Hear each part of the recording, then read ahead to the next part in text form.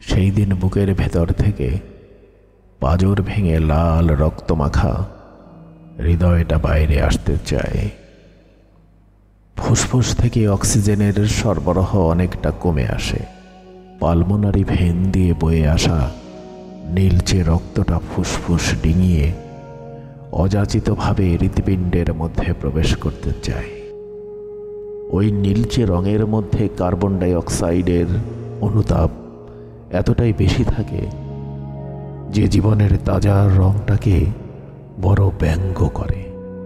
বাম নিলয়ের মধ্যে লাল রঙের বড্ড অভাব পড়ে। ও নিজে হাজার চেষ্টা করেও নীল রঙের রংটাকে লাল করতে পারে না। ও খুব চেষ্টা করে, অনেক অনেক চেষ্টা করে। ও যে নীলচে রংটাকে লাল করতে শেখেনি, ও যে সাদা রং দিয়ে নীল রংটাকে ঢেকে ফেলার বিদ্যা রপ্ত করতে পারেনি, ওই রক্তের স্রোতটা লাল করতে পারেনি।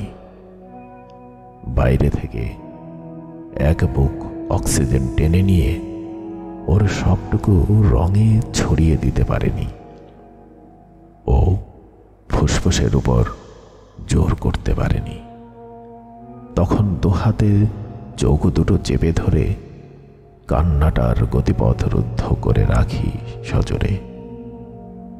একটা হাত খুঁজি অন্ধকারে, একটা হাত খুঁজি বালিশের ওপাশে, একটা হাত খুঁজি কাঁধের ওপর, একটা হাত খুঁজি মাথার চুলের ভেতর, যে আমার ভাঙা বুকের টুকরোগুলো সবখান থেকে কুড়িয়ে এনে আঁচলে ভরে রাখবে।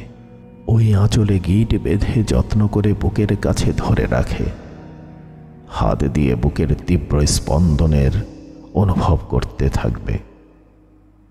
যে আবেগগুলো হঠাৎ করেই হারিয়ে গিয়েছিল প্রদীপের আলোর নিচে, যে আলোগুলো হঠাৎ করেই ছেড়ে গিয়েছিল আমার পুরো শরীরটাকে। ডান হাতের আঙুলগুলোর ওই হাতের 5টা আঙুল নিজের সাথে মিলিয়ে নিতে চেয়েছিল সেদিন।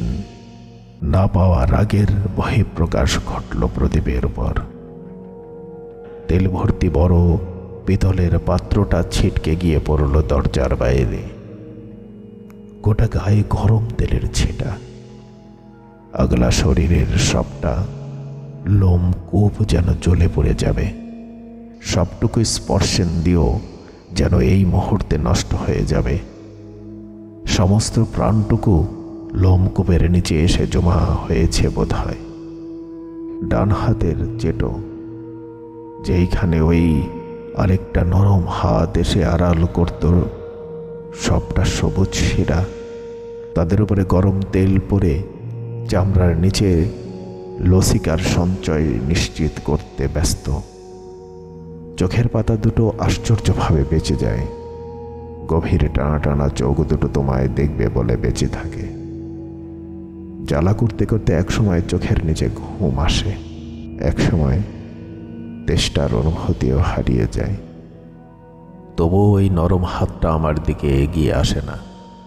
হাতের জেঠোর ফোসকায় ও বরফ ঘষে দেয় না।